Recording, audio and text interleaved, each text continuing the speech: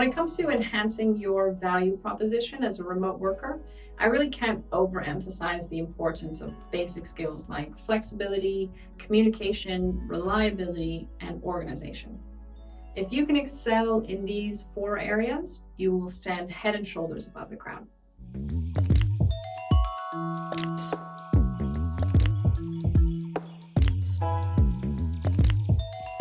One of the commitments that I've made in my remote work is to put in not just a maximum amount of time, but a minimum as well. So in my work arrangement, I have a maximum number of hours that I will devote to the job.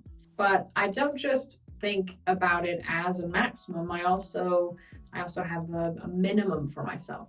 So in 1 week, it might be really busy and I'll put in lots of time and that'll be that. But there might be another week where it's slow and I'm sitting at the computer, but there isn't really anything that needs to be done. So during that time, I will keep myself busy with either some kind of maybe initiative that could help with the job, or maybe doing some studying for something, developing a related skill. I won't just see that as a break. I will have a commitment to putting in a minimum effort as well as a maximum effort.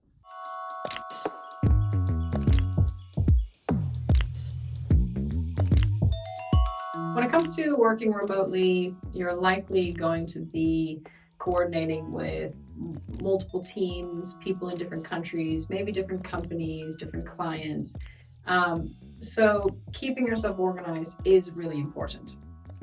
And when it comes to organization, I would say little things matter a lot. Something as simple as every time someone sends you their email address, saving it. So, creating a contact, putting the person's name, company, maybe a little note about what they do, and saving their email address. So the next time you need to send them a file or share something with them, you don't need to go and ask them again, like, oh, by the way, can you send me your email address? You already have it. When it comes to finding your way around in a new company or with new teams, it also, I found, helps to just kind of map it out a little bit for yourself. So when I started working with Yoda One, it took me a little while to figure out who was who, because I was working completely remotely. I'd never met anyone. And I was constantly being introduced to new people, so-and-so is going to help you, work with this person, work with that team. And I was like, I have no idea who this person is. So the 2 things that helped me kind of map that out are, first of all, just asking. When you're working remotely with a team that's already established, it might be assumed that you know who everyone is and you know what's going on. But if you don't, just say so and ask. And then what I did was I created a Trello board and I just put the different people I was working with into different columns based on the project or the team that we were on, and labeled like, working closely with this person. This person's a subject matter expert who I can ask questions about such and such if I need help with this specific thing. This person does the accounting. This person does tech stuff. And then whenever I got stuck somewhere or had a question, I could go back to that board and be like, oh, this is who I need to talk to. And, oh, this is who that person is. Even, saving some basic notes about them there was really helpful to help me, find my place in the organization.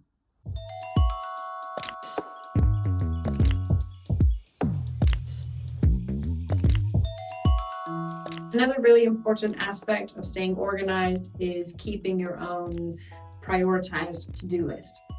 So you may decide to have like a master list of, multiple companies or clients, as well as personal responsibilities.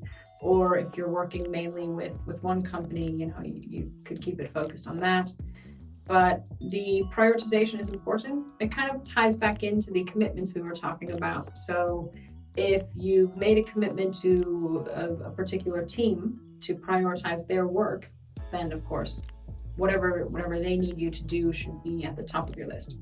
So, your to-do list with your priorities helps you keep your commitments, and it helps you to review what needs to be done, and you can kind of think realistically, how much of this can I complete?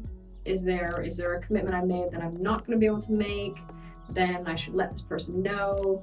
What I've done before is send the person I'm working with a screenshot of my priorities on my to-do list and tell them, like, look, I have quite a few other things to prioritize right now, and here's where your project is on that list, and it might take me a little longer to get it back to you. Communication is like the engine grease that keeps everything else running smoothly.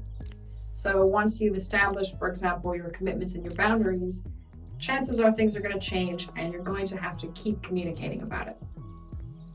Let's say you've made a commitment to a client to meet a certain deadline, but you've also set a boundary. This is where I leave my work behind to go and spend time with my family. Now, if your commitment is overlapping your boundary, you need to communicate about it. You might tell your client, I know I committed to get this done, but I don't think I'll have enough hours to do it today, so I'm going to have to give it to you tomorrow instead. And doing that proactively is also very important. It's much more valuable to say a day ahead of time, I will need more hours to get this done and I'm going to get it to you a day later, than to tell them at the deadline when they expect it to be done, I'm sorry, I didn't have the time, or I had another commitment, or I had a family emergency. Those things are going to sound like excuses, and probably poor excuses if they happen too much and if you're not communicating proactively. Depending on what kind of remote work you do, a work log may be a necessity or it may be optional. Let's say you're freelancing. If you work on a platform like Upwork, there's a built-in work log. But even if you're not working on an hourly basis and there's no necessity to track your hours, I highly recommend using a work log anyway. This can help you keep track of how much time you're spending on different projects, which can help you map out, first of all, how much you're putting into a job, can help you determine what you want to get paid for that work, or reevaluate how much you're getting paid for it. And it can also help you to look at your priorities. For example, you're spending a lot of time on project A and less time on project B, but it turned out that project B was way more valuable. Then you can reevaluate how you're spending your time. And after the fact, if someone asks you why you weren't able to get something done, you could look back at your work log and say, well, it's because 80% of my hours were used up on this project, which ended up getting canceled. But, of course, you had to do it anyway because you were asked to do it.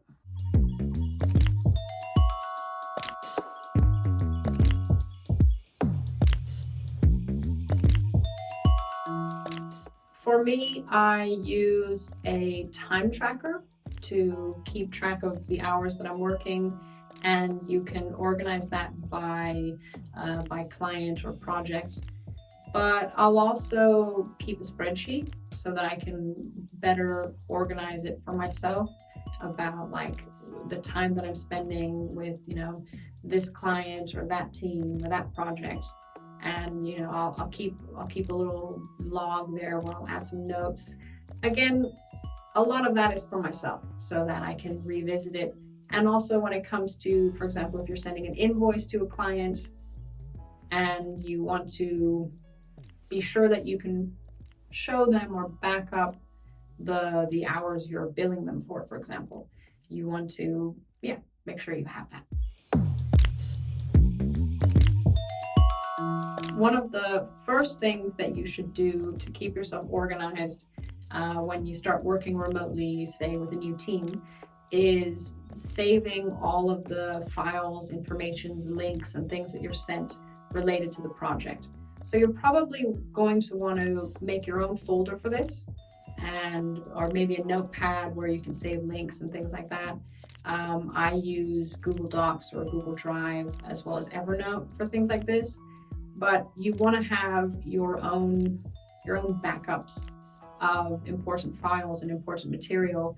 Again, so that later on, if there's a question about something, you know exactly where to find what you need, and you don't have to go and bother someone else to help you or to resend you a file or resend an email, because you've saved it and you've organized it and you know exactly where to go to get it. Thanks for watching, and I hope this helps you find success in your remote work.